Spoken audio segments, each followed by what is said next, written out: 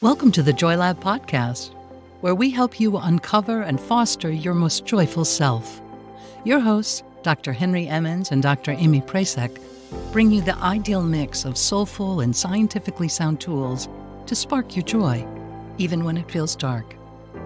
When you're ready to experiment with more joy, combine this podcast with the full Joy Lab program over at joylab.coach.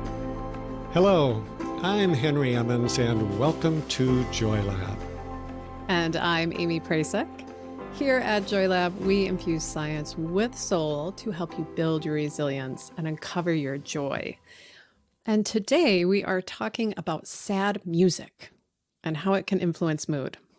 I love this. So for me, I'm actually not a super big music listener, at least compared to my friends. I feel like they are all huge music fans with these, just loving these diversity of genres, and they have these amazing musical palettes. And I'll just kind of play something when I'm cooking or cleaning sometimes, but it's not a huge part of my world, really. However, I did grow up with music. My dad loved music and listened to all kinds.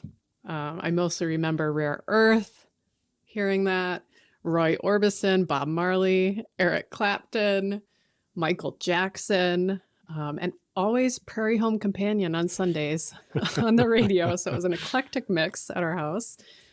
How about you, Henry? What was on your radio when you were a kid? Well, I grew up in the 60s and 70s, so as you might guess, it was classic rock for me. And I was also too cheap to buy records, so I just relied on whatever was playing on the local radio stations. I lived in northern Iowa, so yeah, it was classic rock. I'm picturing Farmland and Bob Dylan for you, Henry. Yeah, Is that more right? or less. Yeah. So maybe you all listening are having memories of songs rise up along with these other memories that kind of accompany them, like a small Iowa town or your old apartment in Brooklyn or that CD your mom used to play in the car all the time. You can just put yourself sort of back in the seat and feel the wind blowing on your face with the windows wide open. I think music, like smells, can really transport us. They can link us back to past experiences. And what's interesting, paradoxical even, and what we really want to talk about today is that many people seek out sad songs. And it's paradoxical because sadness isn't necessarily something we really aim to feel, right? But so many songs are actually pretty sad. And so many of them are really popular. So people clearly want to listen to them. And I've had this experience. I remember after my dad died, I became kind of obsessed with Johnny Cash's cover of Hurt. And if you've heard that song before, it is like the epitome of a sad song. It is painful. And during some of my darkest days, I would listen to it on replay. And here's the paradoxical part. I would strangely feel a little bit better after I heard it and heard it again and heard it again. Uh-huh. And I remember thinking, God, this is kind of weird because this song is terribly painful. Why do I feel a little bit better? And then I remember hearing an interview with Daryl McDaniels from Run DMC on the radio. This is probably 15 years ago now. And he was sharing how he would listen to Sarah McLachlan's Angel on repeat during the worst of his depression. And he described it as this kind of life preserver for him. And if you've ever heard that song or caught an ASPCA commercial, it's comforting, but it is sad. Mm-hmm. So what's going on here, right? There was a recent study that really caught my attention that helps explain this paradox. This was a big study with a diverse group of like 775 participants, right around there. And the researchers were interested in why people seek out sad music and how it impacts them. So participants were assured anonymity. It was an online study, and they filled out a survey to share their experiences. And here are the main findings. Folks who sought out sad music said they experienced diverse emotions as a result. So the main ones were sadness, no big surprise there, but here's the other ones: nostalgia, peacefulness, tenderness, transcendence, and wonder. And of these, nostalgia was the most common. Hmm. Also, the researchers noted these 4 dimensions or rewards that were common across participants when listening to sad music. These were what they called the reward of imagination. That was the first one. And with this, it was this experience of aligning with the rich emotional experience that the song or music portrayed or expressed. And so you kind of ride along this journey. It can kind of be cathartic. The second dimension was the reward of emotional regulation. So essentially, we can tap into the emotion of sadness or other negative emotions, quote, negative emotions.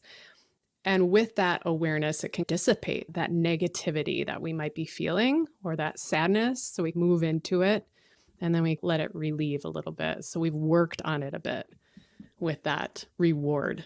The third dimension is the reward of empathy.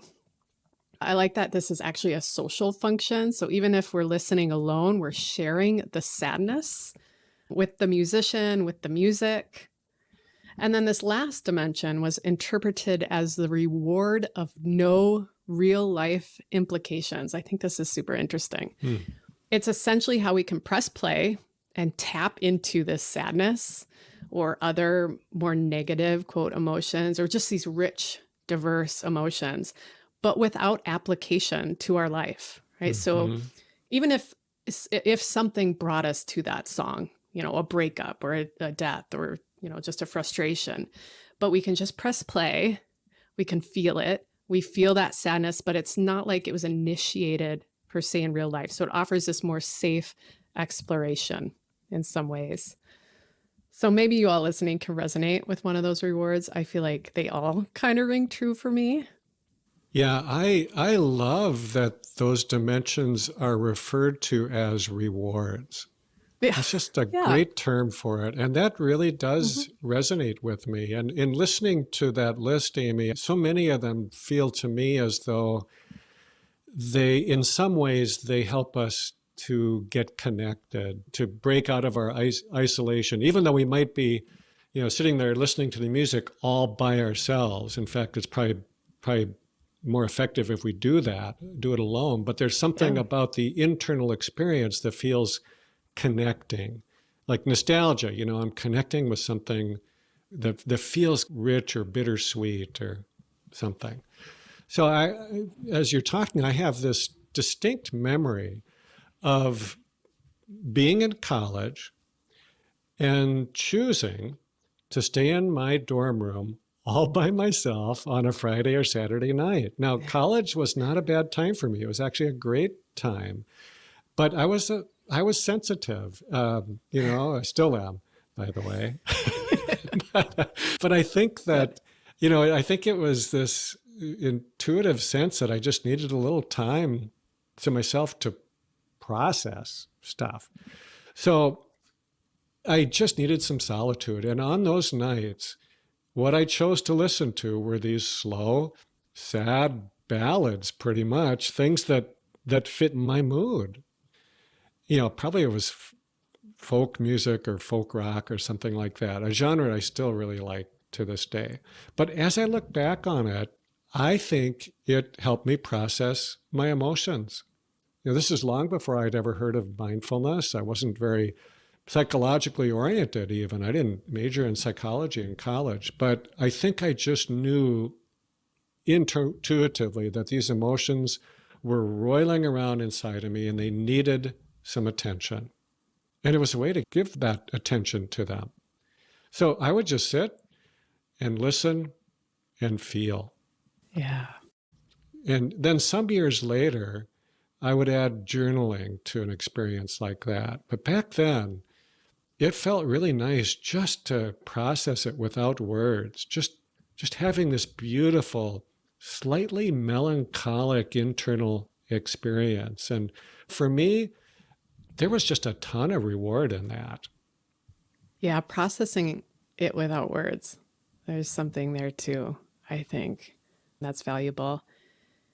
And if it makes you feel better, Henry, perhaps the reward of empathy here. I was alone most Friday and Saturday nights during most of my undergrad.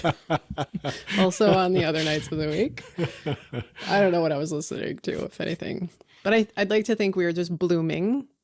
As you said, we were tending to our emotional landscape. So it looks different for all of us. If you are a sad song listener, cheers to you. I think there are rewards in that. There's wisdom in that to feel. It's a mindfulness practice in many ways. So to close, I want to quote journalist Zarin Burnett III.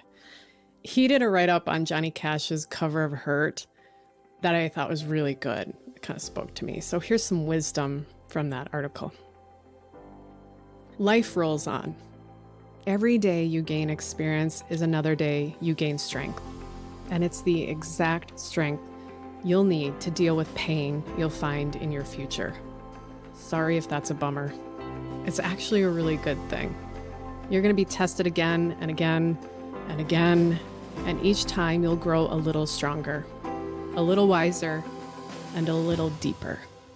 If you forget that for a moment when you're suffering, just hum the tune to Hurt, and it'll remind you of life's tragic, bittersweet beauty.